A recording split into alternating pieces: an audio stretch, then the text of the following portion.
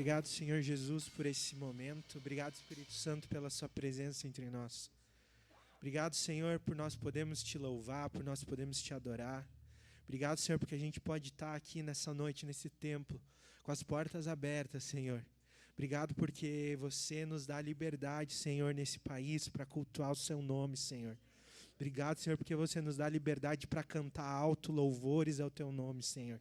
Obrigado, Senhor, porque você nos permite, Senhor, estar aqui celebrando, Senhor, o seu nome, louvando o seu nome. Você é digno, Senhor. Você é digno do nosso louvor, você é digno da nossa vida, você é digno de tudo que nós temos para oferecer a você, Senhor. Nós adoramos o seu nome, Senhor, e te agradecemos por esse momento, Pai. Em nome de Jesus. Amém, Senhor. Amém, irmãos. Podem se sentar um pouquinho.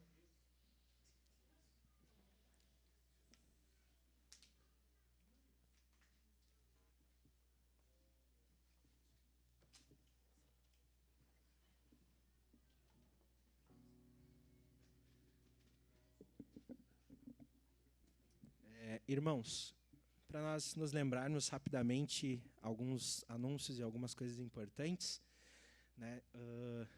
Não esquecermos então das nossas reuniões. Todo domingo às 19 horas. Nós temos também às 20h30 nas quintas-feiras a nossa sala de oração. Então, o convite é para todos, né? Não só um convite, é uma convocação a todos para nós estarmos nesse lugar. Nós todos que estávamos ontem na escola aprendendo com o nosso preletor, professor Patrick, ele nos trouxe ali muito, muito bem explicado, né, sobre o motivo, sobre o porquê, sobre a nossa identidade em fazer isso. Então, todos nós somos convocados a estar nesse lugar, né, nessa sala de oração, juntos como igreja, buscando ouvir a voz do Senhor, louvando o nome do Senhor, enchendo as taças. Então, não esqueçam, quinta-feira às 20h30. Nas sextas-feiras e nos sábados nós temos as nossas igrejas caseiras. Não deixem de participar, de congregar. É importante todos estarmos indo nas nossas igrejas caseiras, né?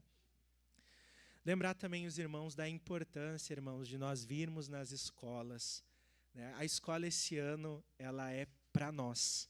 Ela é para a gente aprender as bases daquilo que nós cremos como igreja. Então é muito importante que todos estejam aqui nas escolas. Ontem nós tivemos a nossa primeira, a próxima é no mês que vem com o Lucas Oliveira, que vai estar falando sobre a membresia. Então, por favor, é muito importante, também muito importante que quem não veio ontem assista os vídeos, né, com a aula de ontem. É muito importante para a nossa identidade, para aquilo que a gente está tentando construir como igreja. Também, por último e não menos importante, vai ficar aí na tela nosso QR Code, né, para os nossos dízimos, para as nossas ofertas. Muito importante também nós estarmos ofertando na casa do Senhor. E lembrá-los, irmãos, que nós temos lá no grupo da nossa igreja um pedido especial do Igor, né, que ele colocou lá. Não do Igor, né, mas o Igor colocou e é para a igreja, que é a oferta pelo PC, né, pelo computador, ali o notebook que a igreja quer comprar para que a gente possa melhorar as condições das nossas lives, né, transmitir os nossos cultos ao vivo, transmitir as nossas escolas. Então é muito importante também esse computador. Então, por favor, não esqueçam de ofertar também para a gente poder comprar esse computador. Quem for ofertar para o computador, na hora que mandar o Pix, coloca na descrição ali PC, né, ou o computador, que daí a gente sabe que esse valor é direcionado para isso. Nessa noite, então, quero convidar o nosso querido, amado irmão Júnior, Vladimir Júnior, que vai estar nos trazendo a palavra essa noite. As crianças, muito obrigado. As nossas crianças, então, podem indo lá para trás para acompanhar a prof. Pode ir?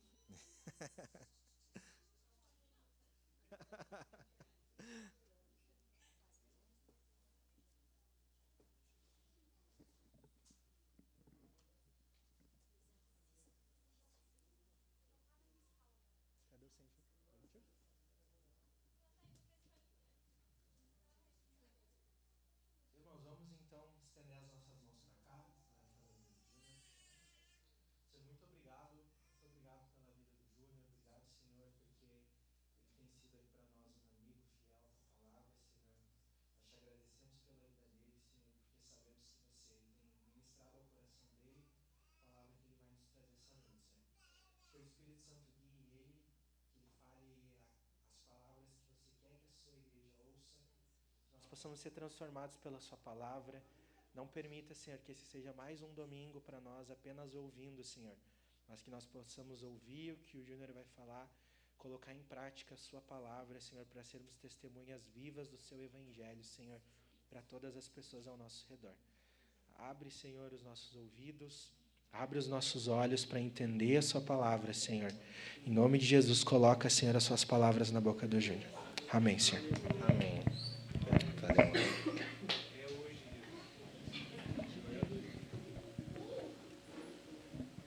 Boa noite. Eu estou aguardando. O Fernando vai arrumar agora. Em nome de Jesus.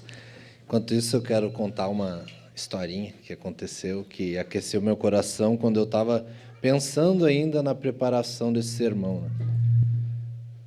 Para quem não sabe, acredito que todos saibam, mas eu vou falar igual, nós estamos numa minissérie sobre Pentecostes, né? João pregou na semana passada a primeira mensagem, eu vou hoje, e ao domingo que vem o Lucas também vai trazer uma palavra sobre o Pentecostes. Porém, hoje é o dia específico de Pentecostes, né? 50 dias após a Páscoa, o João explicou bastante sobre isso também na aula dele. Mas o que eu queria iniciar falando é que, quando eu estava pensando na preparação, eu estava pensando meio que como para essa pregação ser uma ponte, né, de uma coisa para outra. João falou ali muito sobre o Shavuot, você falou sobre a festa, falou sobre as profecias, o descer do Espírito mesmo em Atos 2, né, na minha cabeça eu pensei, vou deixar para o Lucas, e eu comecei a meditar, né, o que eu falo sobre essa transição, né, como que eu posso fazer. E eu estava na sala pensando sobre isso, e daí meus livros ficam embaixo da TV, na estante, assim, e a Elisa, às vezes, vai lá e rouba, né, algum livro, algum jogo, alguma coisa. E ela pegou e puxou um livro que estava fechado ainda, porque eu faço doutrina e devoção, então a gente ganha alguns boxes de livro, e nem todos eu leio. Então, estava lá na minha coleção de fechados, que é maior que os abertos, e ela puxou exatamente esse livro aqui, ó. Quando eu vi ele, eu pensei, Deus quer falar alguma coisa sobre isso. E eu decidi, nesse domingo, então, falar, né? Claro que eu não vou ser exaustivo aqui, porque senão a gente ficaria dias, mas eu quero falar com vocês hoje sobre a pessoa do Espírito Santo. Como falei, não vou falar sobre todos os atributos, sobre tudo, sobre quem ele é, mas o meu objetivo aqui é despertar vocês, primeiro, para entender o quanto esse Deus, essa pessoa, tem sido negligenciado e esquecido, a ponto de eu catar vários materiais e ver, cara, como tem pouco material sobre isso comparado às outras pessoas da Trindade.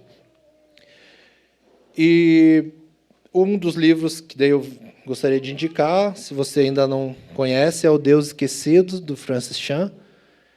É um livro que também ele não é exaustivo em falar sobre a pessoa do Espírito, mas ele realmente está querendo nos confrontar sobre essa negligência com o Espírito e também nos exortar, de certa forma, né, para que a gente comece a buscar, pensar mais, entender mais sobre essa pessoa da Trindade.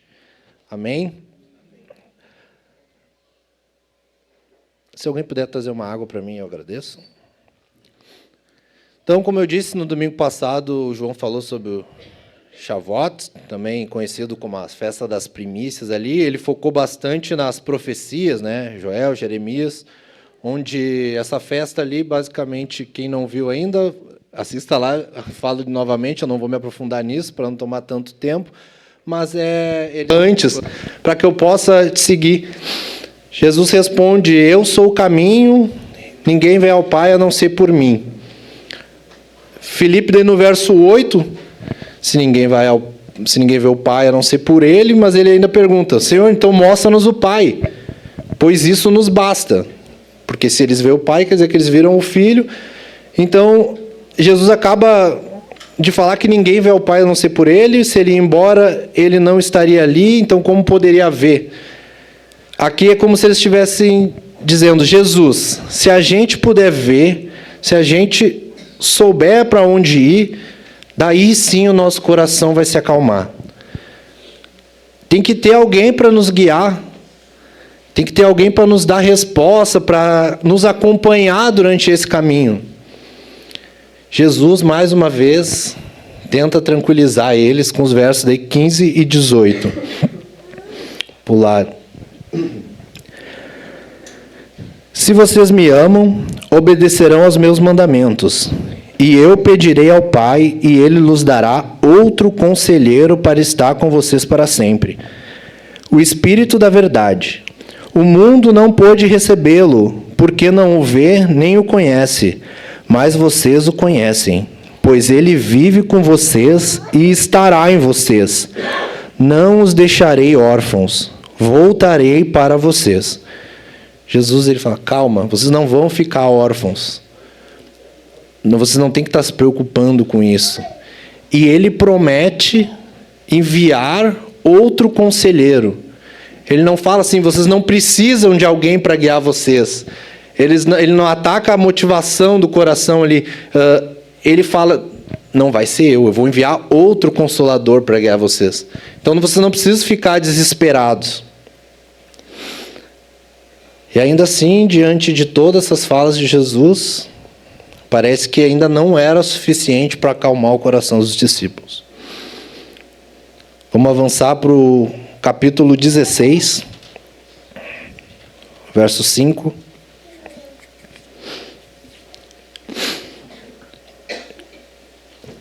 Durante os textos a gente vê ainda alguns questionamentos, mas no verso 5 a 11, Jesus ele insiste em confrontar a tristeza que havia ali no coração dos discípulos. Verso 5. Agora que vou para aquele que me enviou, nenhum de vocês me pergunta: para onde vais? Exatamente o que Tomé tinha perguntado ali antes. Porque falei essas coisas, o coração de vocês se encheu de tristeza. Mas eu lhes afirmo que é para o bem de vocês que eu vou. Se eu não for, o conselheiro não virá para vocês. Mas se eu for, eu o enviarei. Quando ele vier, convencerá o mundo do pecado, da justiça e do juízo. Jesus fala que ele precisa ir para que esse outro conselheiro venha. E ele fala que isso é para o nosso bem.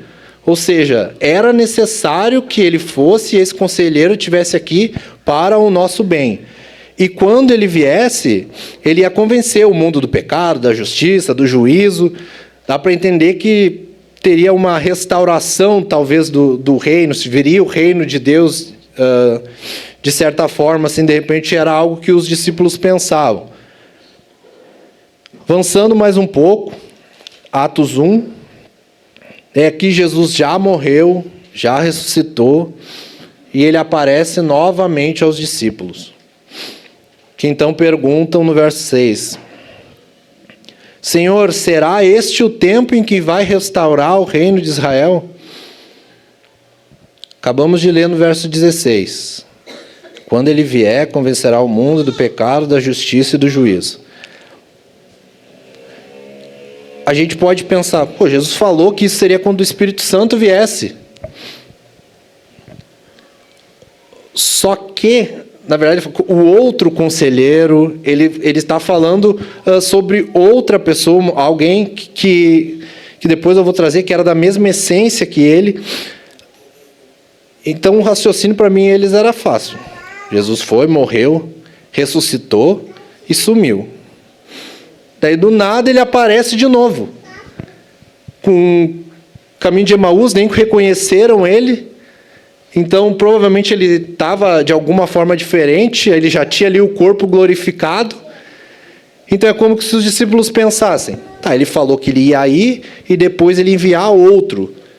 Mas será que esse outro era ele mesmo, com o corpo glorificado? Será que talvez era esse? Então, se é aquele que tu prometeu antes de morrer e agora ressurreto, é Jesus ressurreto, então é agora que tu vai estabelecer o reino. É agora que tu vai convencer o mundo do pecado, da justiça e do juízo. O ponto é que isso revelou ainda mais o coração e a ansiedade e a angústia do coração dos discípulos. E a gente vê que eles estavam presos na necessidade de ver uma resposta imediata, de ver algo acontecendo. Então eles voltam a demonstrar essa preocupação terrena, política. O João falou um pouco também na primeira aula, essa angústia. Então, depois dessa pergunta, Jesus parece que tenta quebrar radicalmente. Não, agora eu acho que você não entender. Versos 7 e 8. E ele lhes respondeu: não lhes compete saber os tempos ou as datas que o Pai estabeleceu pela sua própria autoridade. Ou seja, não se preocupem o que não é importante agora por algo que vocês não têm controle nenhum. Mas receberão poder quando o Espírito Santo descer sobre vocês, e serão minhas testemunhas em Jerusalém, em toda a Judéia e Samaria, e até os confins da terra. Jesus aqui ele dá nome, né, a esse outro conselheiro, a esse outro que viria para... Ele fala, é o Espírito Santo que vai descer sobre vocês, é Ele que vai dar poder para vocês, é Ele que vai guiar vocês, é Ele que vai mostrar o caminho para vocês. Jesus promete o Espírito, diz que sua vinda seria boa aos discípulos e ordena que eles esperem o revestimento de poder, para depois avançarem até os confins da terra.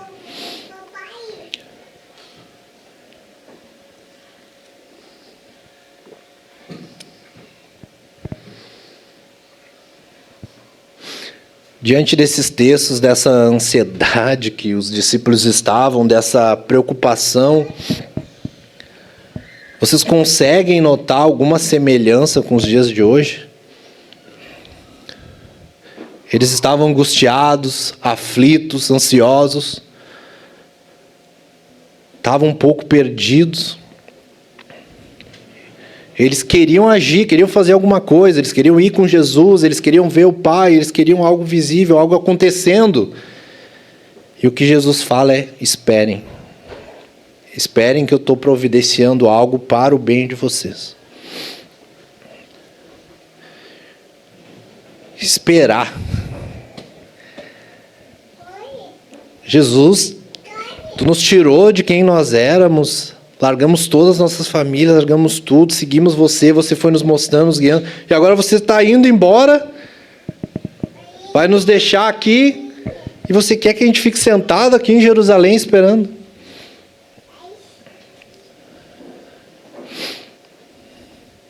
Não terá mais você para nos ensinar, para nos exortar, para nos convencer, para nos mostrar o caminho.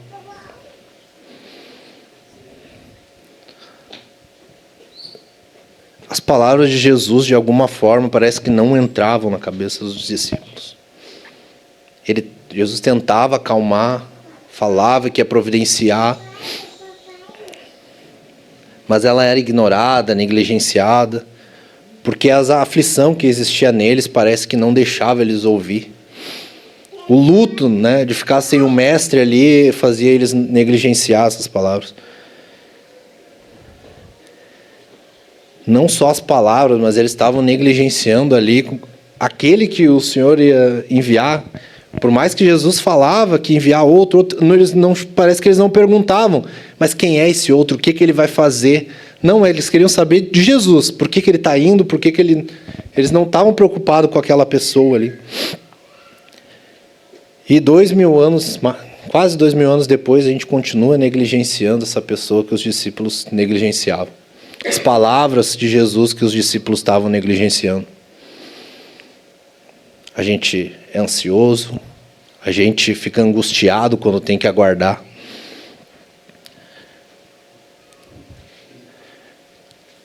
E quando a gente tem que aguardar, a gente começa a planejar na nossa cabeça, né? Estratégias, métodos, caminhos, tudo pela força do nosso braço. Eu não vou ficar esperando nada, eu vou fazer e vamos ver o que vai dar.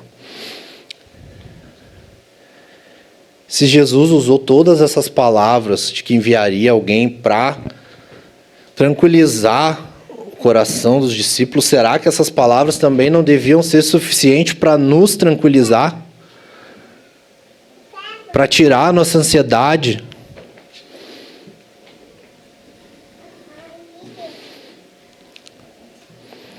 Os discípulos não tinham o Espírito Santo vivendo dentro deles, irmãos. E nós temos o Espírito Santo vivendo, habitando dentro de nós, Deus habitando dentro de nós, e a gente continua agindo da mesma maneira.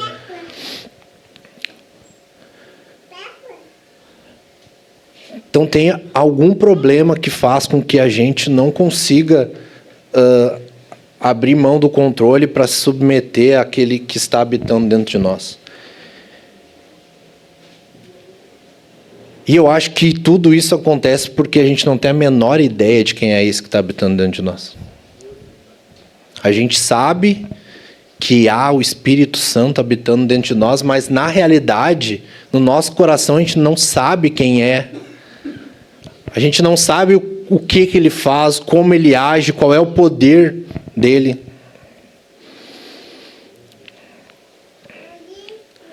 A gente está negligenciando aquele que, por algum motivo, Jesus falou que era para o nosso bem que ele viria. Quero enfatizar isso. Jesus se retirou para que ele viesse, porque isso é para o nosso bem.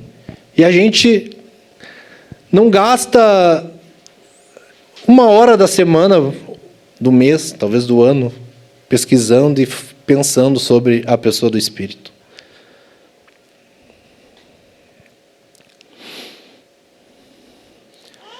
Aqui os discípulos estavam desesperados, estavam ansiosos. Às vezes a gente também fica assim, como eu falei. Há uma semelhança. Mas eu vejo um outro problema nos nossos dias, é que nem o desespero mais toca o nosso coração. A gente está inerte, a gente ficou... Jesus não está mais aqui, está tudo certo. De alguma forma a gente aprendeu, ou acha que aprendeu a viver sem depender do Espírito Santo. A gente aprendeu a viver, a liderar. Inclusive, a gente aprendeu a fazer igreja sem depender da pessoa do Espírito Santo.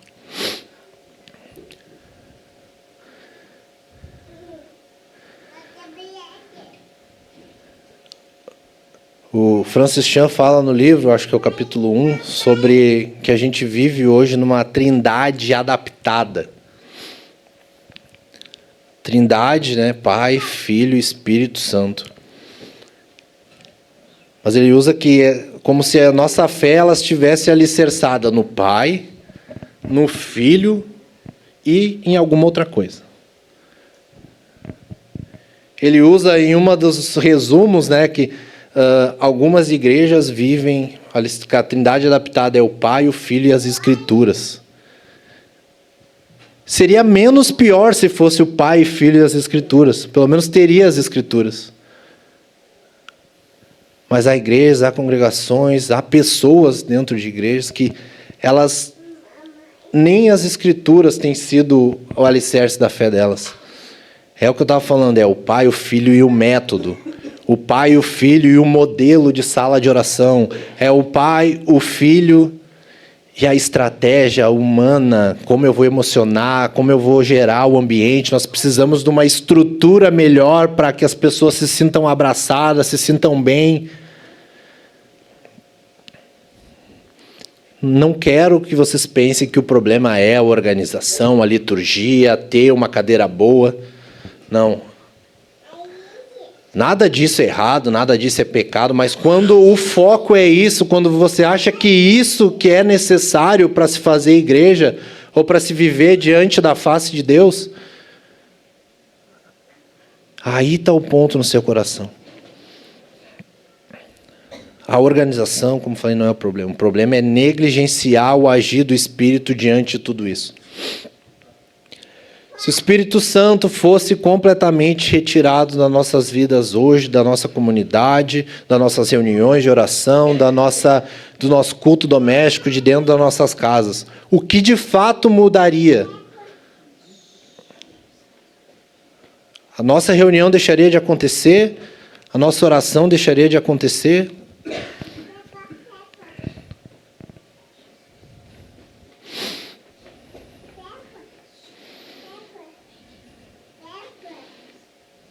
Conseguimos manter a nossa rotina cristã funcionar normalmente apenas com base nos nossos próprios talentos, hábitos e competências humanas?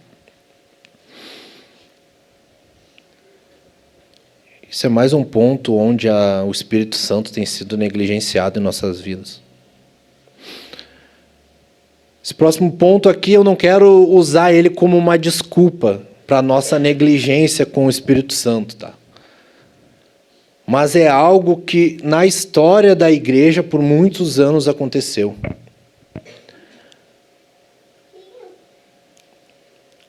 Nos primeiros 5 séculos ali do cristianismo, a teologia, a doutrina mais estudada era a cristologia. Falar sobre Cristo, sobre Jesus, sobre o Filho. O Concílio de Nicéia, Constantinopla, Calcedônia.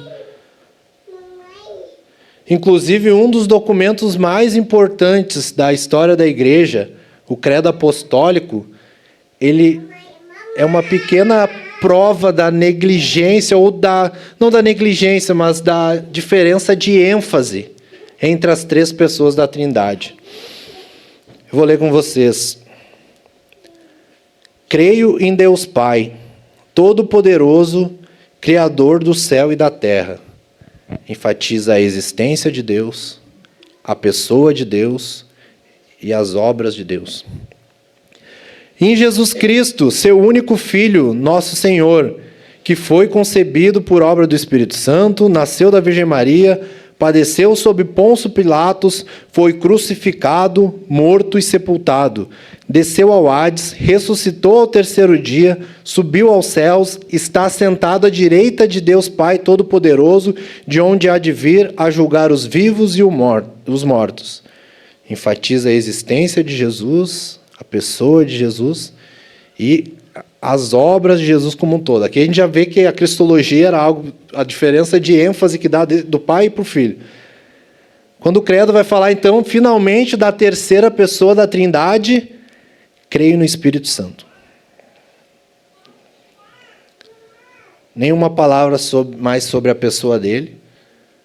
Para não falar que não tem nenhuma palavra sobre as obras dele, quando está falando do Filho, cita que ele foi concebido por obra do Espírito Santo. Mas é só para explicar porque ele não tinha um pai físico. Creio no Espírito Santo. É só o que diz no Credo Apostólico. Depois ele fala, creio na Santa Igreja Católica. Ou seja, é como se fosse equilibrado as coisas. Mas eu não estou criticando o credo, não é isso.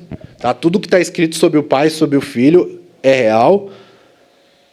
Eu só quero que vocês percebam a esdrúxula diferença de ênfase que é dada para cada pessoa e que a gente vê os apóstolos ali, claro que eles ainda não... Era mais difícil, vou dizer assim, compreender, se bem que era Jesus falando diretamente, mas durante a história, a pessoa do Espírito tem sido negligenciada ou tem sido dado menos ênfase para ela.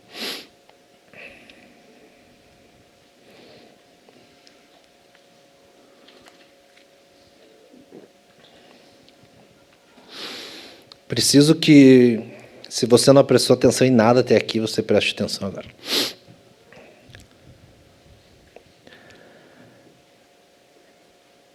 Entenda isso de uma vez por todas. O Espírito Santo, ele não é uma fumacinha. Ele não é uma emoção. Uma força mística agindo no nosso meio. Algumas coisas disso ele é, tá? Mas não é somente isso. Não é um arrepio, só uma influência em nosso meio. O Espírito Santo, ele é uma pessoa. Assim como o Pai, assim como o Filho. Todas as promessas que o João fala, as profecias que o João falou no primeiro culto sobre Pentecostes, semana passada, todas as promessas aqui que Jesus está fazendo para os discípulos, todas elas são encontradas numa pessoa, que é o Espírito Santo. É aquele que executa a nova aliança dentro de nós.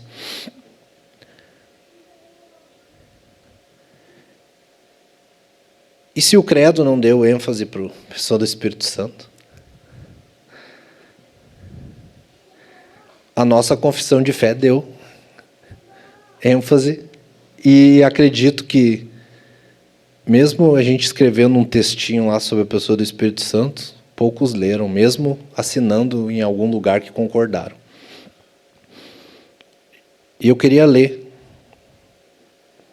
com vocês o que fala a nossa confissão de fé sobre o Espírito. No ponto 5, fala sobre o Deus Espírito Santo. E começa: cremos que o Espírito Santo é Deus. Então, se você faz parte dessa comunidade e você fala que quer conhecer a Deus, conhecer o Espírito Santo faz parte de conhecer a Deus, porque Ele é Deus. Ele é procedente do Pai e do Filho.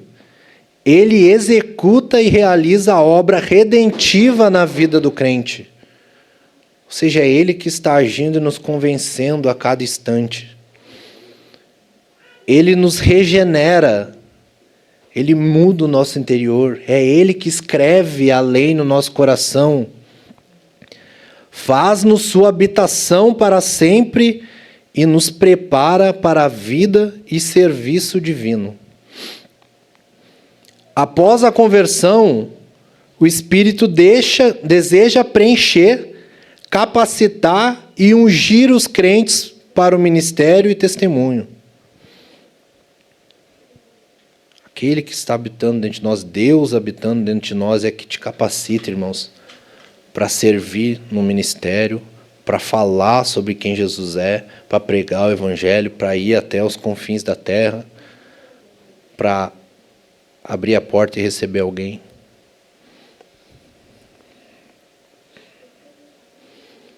Acreditamos também que sinais e maravilhas, bem como todos os dons do Espírito descritos no Novo Testamento, estão em operação hoje e são projetados. São em operação hoje, ou seja, nós somos continuistas. A gente acredita que os dons do Espírito seguem atuando na igreja hoje. E são projetados para testemunhar a presença do reino e para capacitar e edificar a igreja para cumprir seu chamado e missão. Então, os dons são um instrumento para capacitar a igreja. Então, se a gente hoje vive igreja adornando a noiva, a gente acredita que o Espírito Santo é aquele que está ajudando, auxiliando o adorno dessa noiva. É Ele que nos edifica, que adorna a noiva, que edifica a igreja para cumprir seu chamado, sua missão.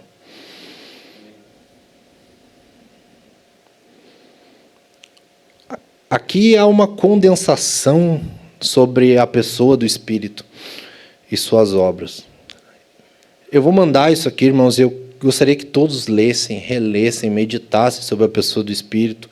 Se tem dúvida, pergunta para mim, de preferência para o Lucas. Mas a gente tem que começar a pensar sobre o Espírito Santo, sobre a pessoa, sobre o Deus Espírito Santo. Aquele que o Lucas vai falar que desceu no Atos 2. Como é que você vai entender o peso disso se você não entende nem quem ele é?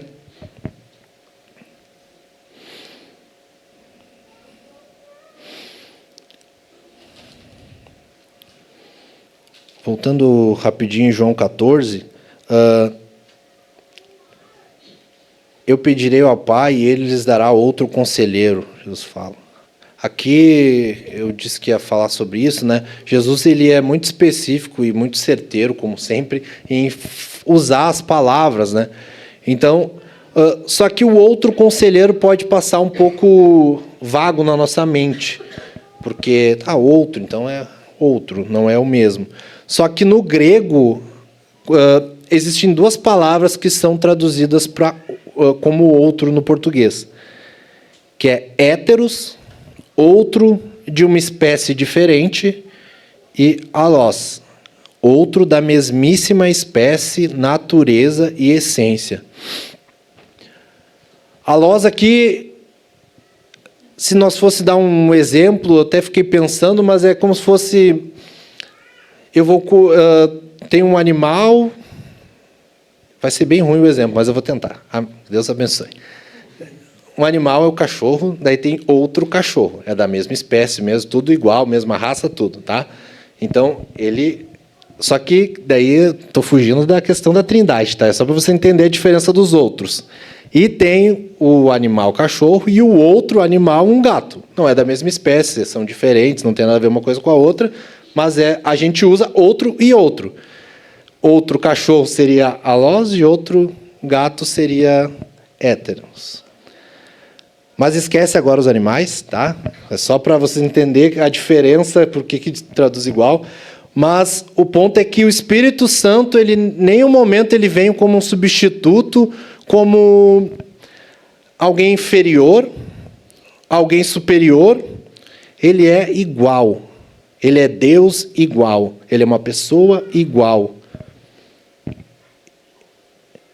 Não há distinção. Não é que Jesus falou, eu vou porque eu tenho algo mais importante para fazer, eu vou deixar aqui o meu substituto, que está abaixo de mim, mas depois eu volto para resolver. Não, há uma missão a ser feita pelo Espírito e é a contribuição dele para o plano da redenção. Mas ele é a mesma pessoa, a mesma espécie, a mesma coisa.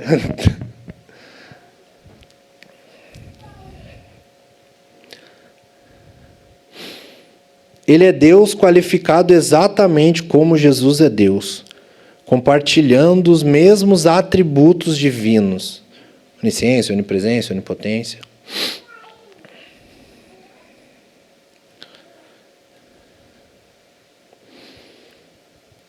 O Espírito Santo, então, sendo da mesma essência, sendo uma pessoa divina, ele possui também mente, ele possui vontade, ele pode, inclusive, ser entristecido com as nossas atitudes.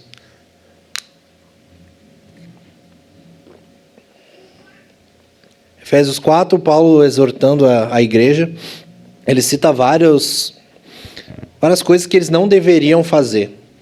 E no final, ali no verso 30, ele fala o motivo para que aquelas coisas não fossem feitas. Ele fala que é para que não entristeçam o Espírito Santo de Deus, com o qual foram selados para o dia da redenção.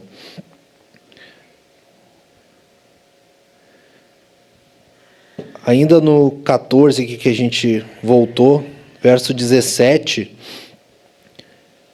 Jesus afirma, pois ele vive com vocês e estará em vocês.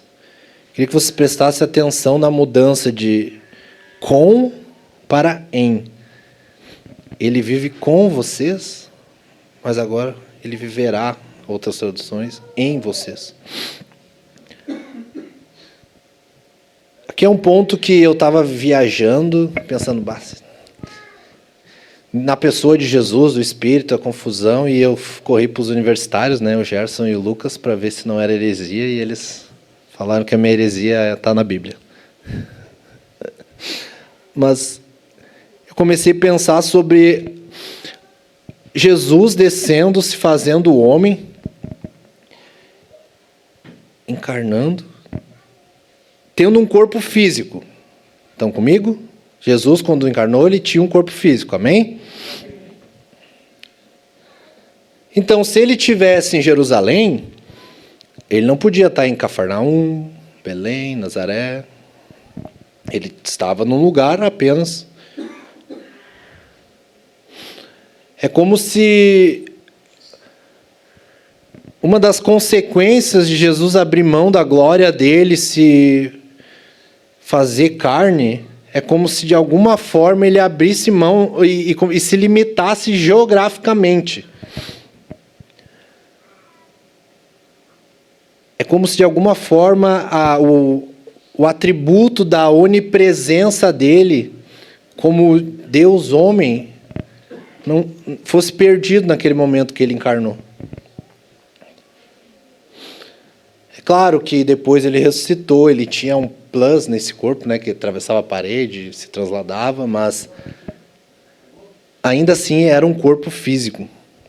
E hoje ainda é um corpo físico mesmo nos céus.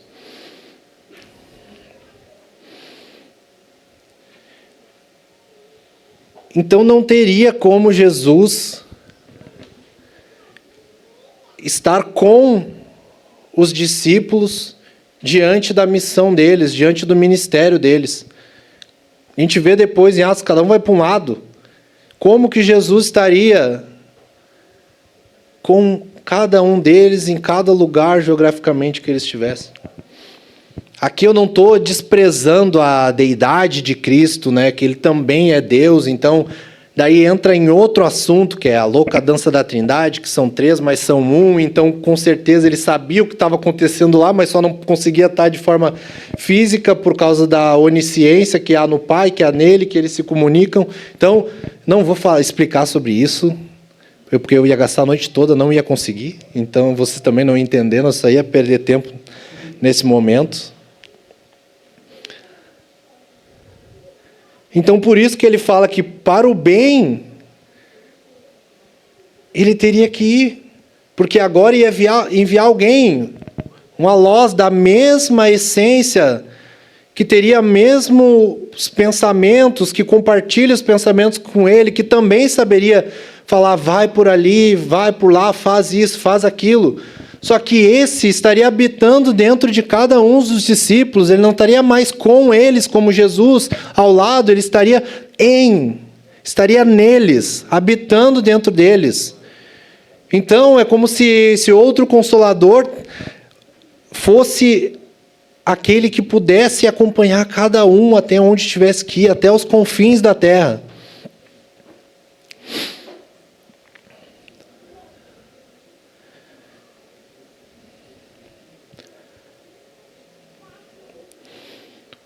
O envio do Espírito Santo quebra toda a barreira de espaço.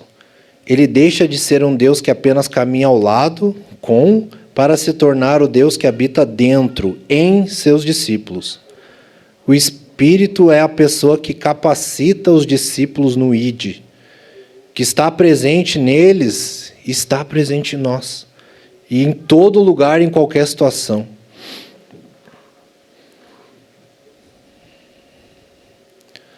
O Espírito deve guiar as nossas vidas, irmãos. O Espírito deve guiar as nossas reuniões, as nossas falas, as nossas ações.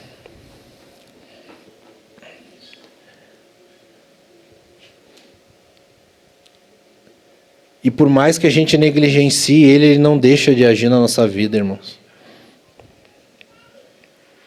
Por mais que a gente não pense nele, ele não deixa de agir nas nossas vidas. É o Espírito quem abre os nossos olhos.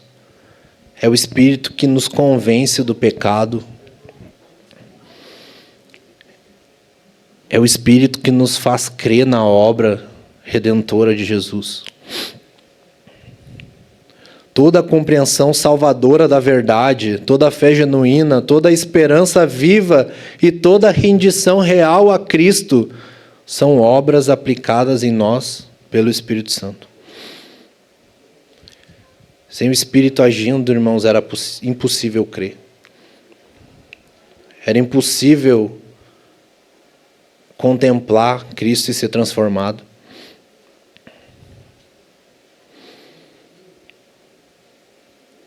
Nós fomos inseridos no corpo de Cristo pelo sacrifício redentor de Jesus. Amém?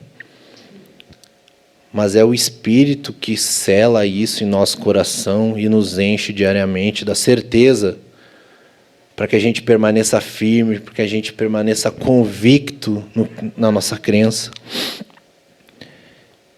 E é Ele que nos capacita, irmãos, para a missão que há na nossa vida, no nosso dia a dia. E mais, A gente fala muito sobre a volta de Jesus, sobre o reino que há de vir. É Ele que sela essa esperança em nós, mas além, é Ele que é a garantia de que esse reino virá. 2 Coríntios 5:5. Mas foi Deus quem nos preparou para este propósito, dando-nos o Espírito como penhor, como garantia daquilo que está por vir.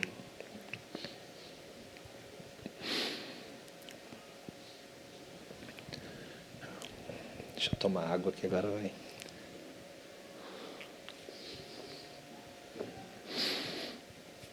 Eu queria tocar num ponto sensível aqui, onde deu uma discussão saudável no grupo dos pregadores. E isso fez com que, talvez, o que a gente crê não ficou bem claro como comunidade sobre um ponto. Eu não vou esgotar esse ponto aqui, eu não vou...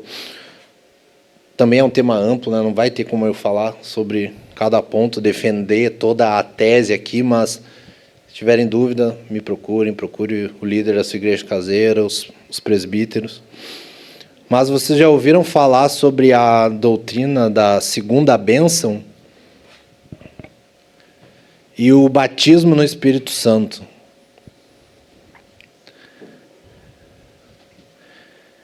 Eles basicamente são a mesma coisa, tá? Algumas tradições e linhas teológicas ensinam que você crê em Jesus, você se converte, você passa a ser cristão, você se batiza, e com o passar do tempo, um dia você tem uma experiência mística, e as pessoas consideram que ali seria a segunda bênção. A primeira foi na conversão, e depois, nessa segunda bênção, o batismo do Espírito Santo. Como se esse segundo momento fosse algo obrigatório, né? Então, eu sou crente, mas eu ainda não ajo nos dons, eu não tenho os dons do Espírito, então depois eu vou ter o batismo com o Espírito, e agora sim eu sou um crente completo. Inclusive, as evidências são dons do Espírito. Então, aquele choro que o irmão fez um dia, um escândalo, ele está falando em línguas, ele está basicamente falando em línguas, os sinais externos que eles... então ainda não foi batizado no Espírito. Não, agora foi. Então agora ele é um crente de verdade. Como se existisse o crente comum e o crente avançado, o crente normal e o Pro Max, o Ultra.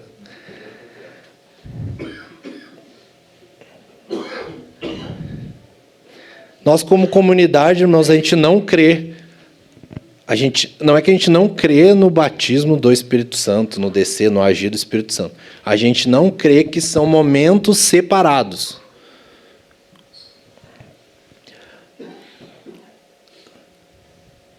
O Espírito Santo, ele não é uma medalha que é entregue ali para aquele crente que buscou mais, para aquele crente que se dedicou mais, para aquele crente que sabe mais da Bíblia.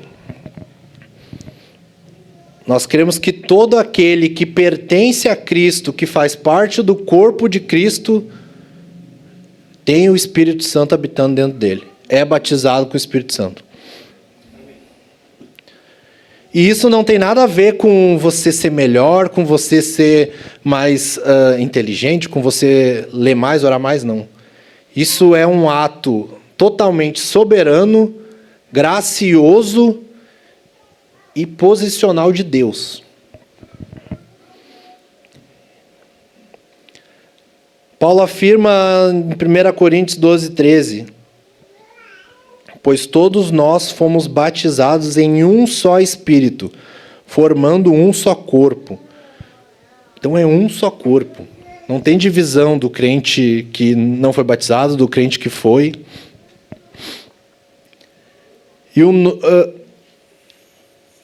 E ali ainda que eu falei do ato soberano, gracioso de Deus, esse momento a gente crê que é o exato momento do novo nascimento.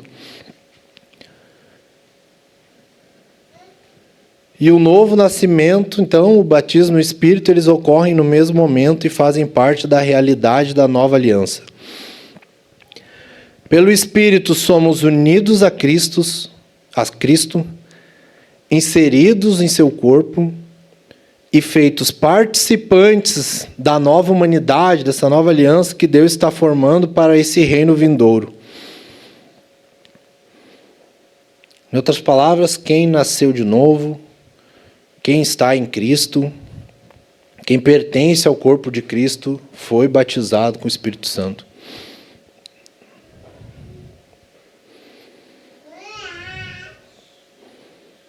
De novo, não é mérito nosso, não é troféu espiritual, não é promoção religiosa. É graça soberana de Deus, para o louvor da sua glória. O novo nascimento, irmãos, ele é confirmado publicamente no batismo nas águas. O batismo em si não é o que gera essa regeneração, mas é o que sinaliza, o que confirma essa realidade espiritual que Deus já realizou no coração através do Espírito. Não quero dizer que o batismo é apenas um sinal, é apenas um ritual. Há no batismo algo místico, algo poderoso que é derramado pela parte de Deus, algo espiritual. Mas é ali que essa realidade, digamos, se confirma. Por quê? Porque antes do batismo, eu falei, nada acontece, a gente não consegue crer, não consegue acreditar, não consegue ouvir se não for o Espírito. Então o Espírito já está agindo dentro de nós. Quando a gente crê, quando a gente fala, eu creio no Senhor, eu creio em Jesus como meu Senhor e Salvador, é o Espírito que está lhe convencendo naquele momento. Então não tem como só depois disso você receber o Espírito, sendo que é Ele que te convence, é Ele que restaura, é Ele que te faz nascer de novo. Fomos selados com o Espírito Santo da promessa no momento em que cremos no Evangelho. O Espírito é o selo de Deus sobre nós, ele é a garantia da nossa herança, ele é a segurança de que pertencemos ao Senhor e de que seremos plenamente redimidos no dia final. Efésios 1, 13, 14. Quando vocês ouviram e creram na palavra da verdade, o Evangelho da salvação, vocês foram selados em Cristo com o Espírito Santo da promessa, que é a garantia da nossa herança até a redenção daqueles que pertencem a Deus para o louvor da sua glória.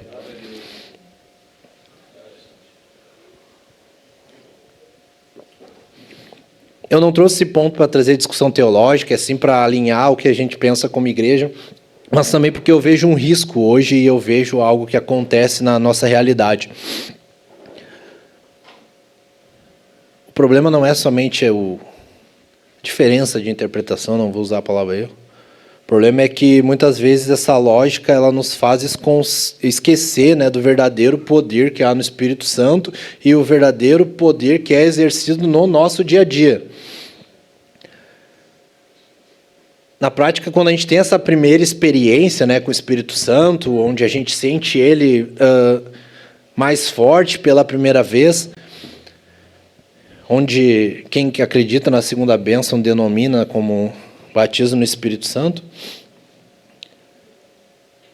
a gente pode cair num erro terrível que é pensar que agora eu cheguei lá, eu conquistei a medalha.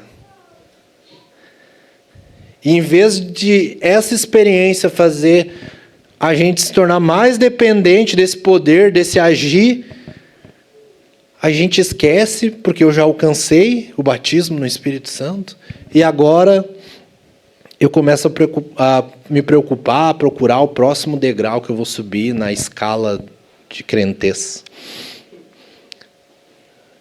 É como se a gente colocasse um check ali. Batizado no Espírito, check. Próximo, o que eu preciso ser agora? A gente passa para o próximo estágio do nosso ego.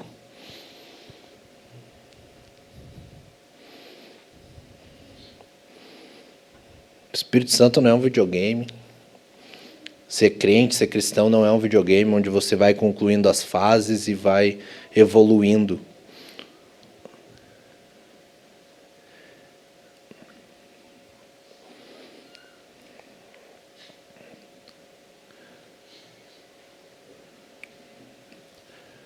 O Espírito, irmãos,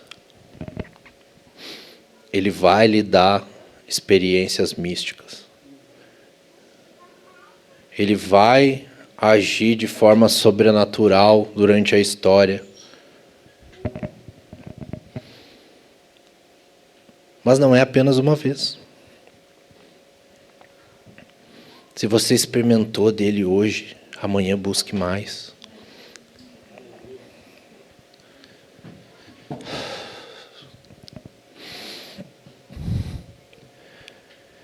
O Espírito Santo é a presença de Deus habitando dentro de nós.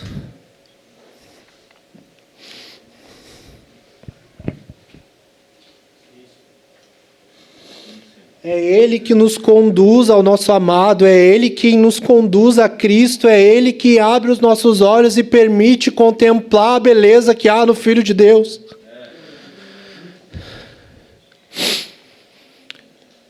É Ele que nos santifica, nos consola, nos fortalece. É Ele que atua em nosso meio. É Ele que faz o Daniel passar o fim de semana todo na minha casa como se eu tratasse ele como um filho. Por mais que ele esteja dormindo na pregação.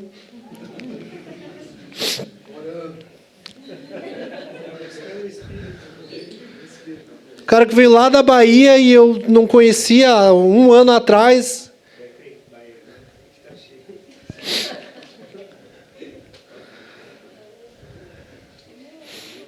Irmãos, é um só corpo, é uma só família, não tem crente pro-max, não tem crente melhor, crente pior. Somos todos filhos de Deus e quem nos coloca como co-herdeiros de Cristo, quem sela isso em nós é o Espírito Santo de Deus, é a pessoa do Espírito Santo, é o Deus Espírito Santo.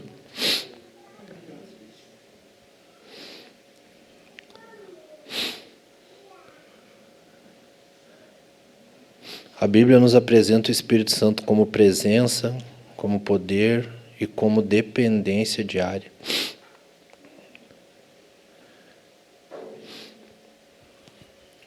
Mas a forma que a gente crê como Espírito Santo recebendo no momento do novo nascimento pode fazer a gente cair também no outro extremo.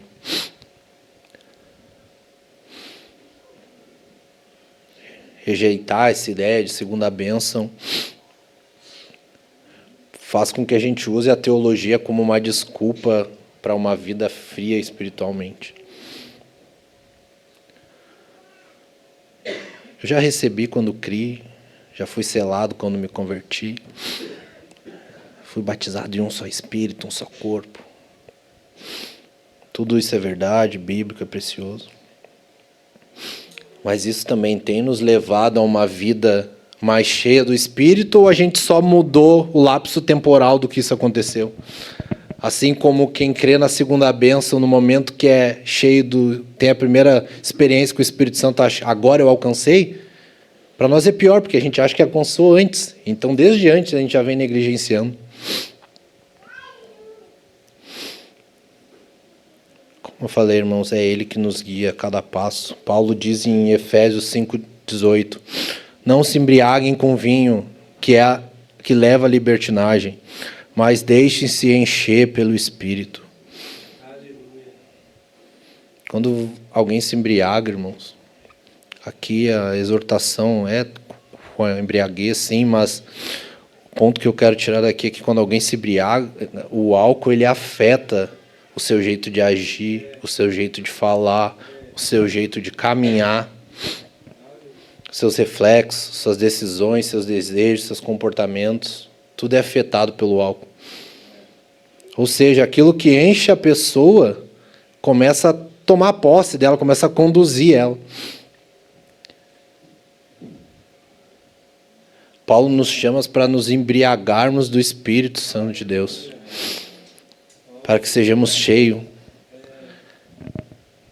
Não é apenas sentir uma emoção, um mover no culto, na reunião. É permitir que o Espírito Santo governe nossa mente, nosso coração, nossas palavras, nossas decisões, nossos passos. O batismo no Espírito é a nossa identidade posicional como filhos, eu falei antes. A plenitude do Espírito é a nossa dependência diária de poder. Para abrir os olhos de manhã, nós dependemos do poder do Espírito. Para o nosso próximo batida de coração, nós dependemos do Espírito. Não é sobre subir de categoria, é sobre descer, se afundar em dependência ao Espírito Santo. O Espírito Santo não vem para nos tornar pessoas surpreendentes, super-heróis, que eu pego o poder do Espírito e está curado.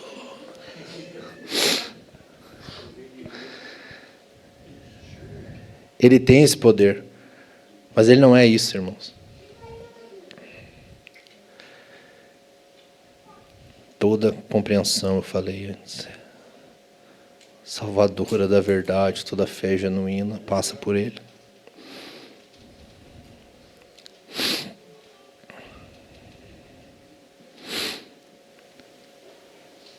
A vida cheia de Espírito é acordar todos os dias como uma oração. Senhor, eu já pertenço a Cristo, mas preciso ser cheio do Teu Espírito hoje. Governa os meus pensamentos, meus desejos, minhas palavras, minhas decisões, minha esperança. Você que é a garantia dela. Que a minha vida seja conduzida por Ti e que você me torne a cada dia mais parecido com Jesus. Quem é essa pessoa, irmãos? Quem é esse Deus habitando em nós? Que Ele nos leve em rendição diária a Ele.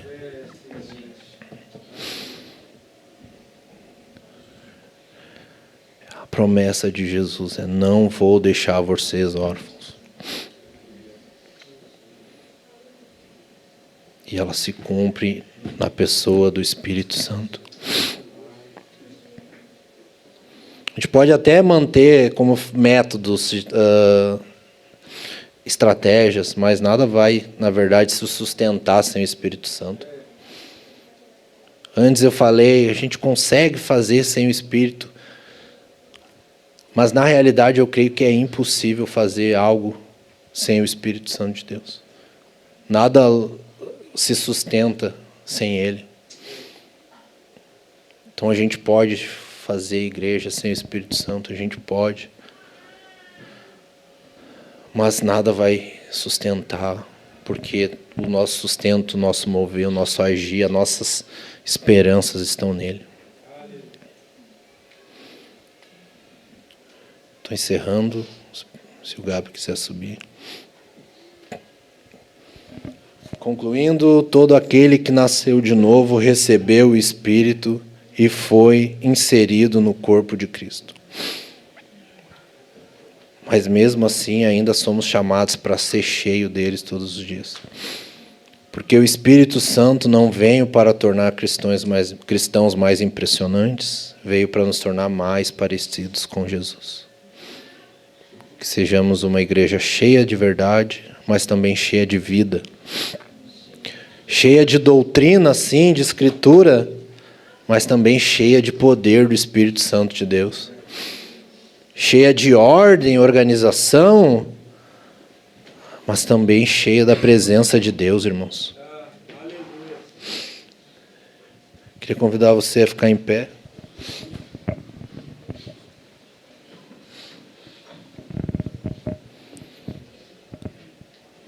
Queria que você usasse esse tempo para meditar na pessoa do Espírito,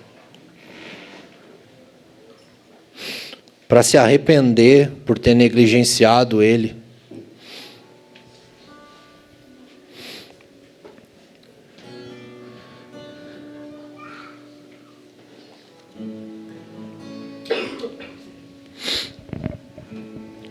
Encha-nos, Senhor.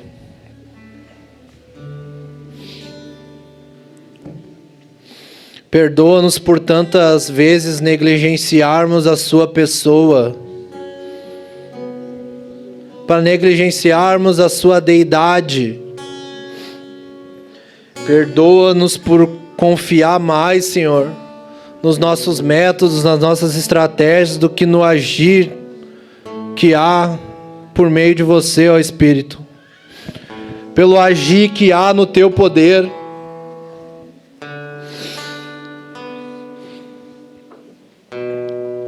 Perdoa por transformarmos as experiências individuais que a gente tem em você em vaidade, em egoísmo, em ego.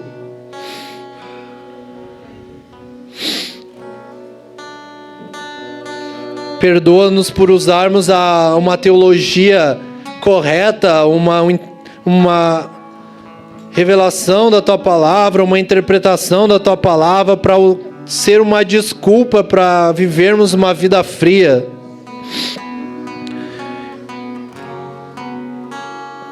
Livra-nos da nossa autossuficiência, Jesus. Livra-nos, ó Espírito, da autossuficiência. Ó Pai, livra-nos, nos perdoa. Nós queremos ser dependentes do mover do Teu Espírito. Encha-nos, queremos ser mais cheios de Ti. Governa-nos, Senhor. Governa-nos, Senhor.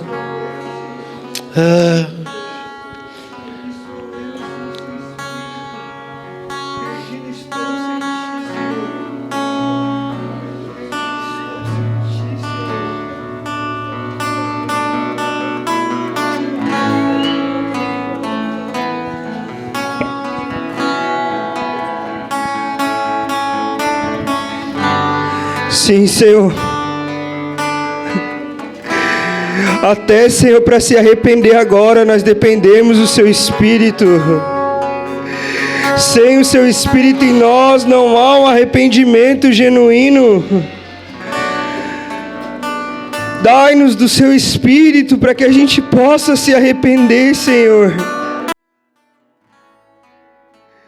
Senhor, nós não conseguimos nos arrepender sem o Seu Espírito em nós. Por isso nós clamamos: dai-nos do Seu Espírito agora. Dai-nos do Seu Espírito agora. Senhor, nós nos esvaziamos nesse momento de todas as nossas opiniões, de todas as nossas teorias, de todas as nossas conclusões, de todos os nossos achismos, interpretações.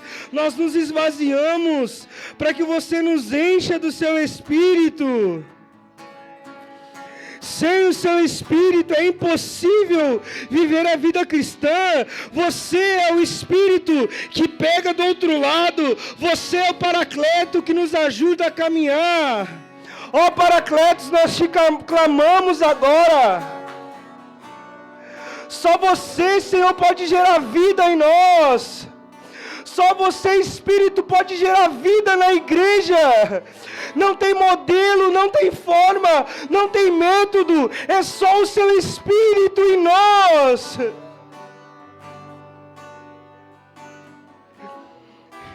Vem, Espírito, sobre a igreja. Vem, Espírito, sobre a comunidade Corandeu.